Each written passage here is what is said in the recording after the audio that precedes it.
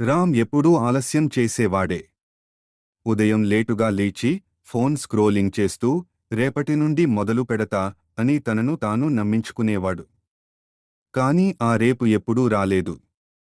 అతని విజయ స్వప్నాలు కేవలం కలలుగానే మిగిలిపోయాయి. ఒకరోజు ఉదయం అతను అద్దంలో చూసుకున్నాడు.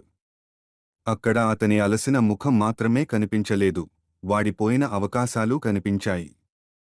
ఇదేనా నా జీవితం? ఆలోచన అతన్ని లోతుగా తాకింది. మారాలని ఉంటే తనే మార్పు తీసుకురావాలి.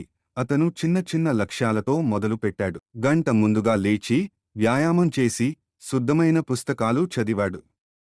మొదట్లో చాలా కష్టంగా అనిపించింది. పాత అలవాట్లు వదలకుండా అతనిని వెనక్కి లాగాయి. కానీ అతను తట్టుకుని ముందుకు సాగాడు.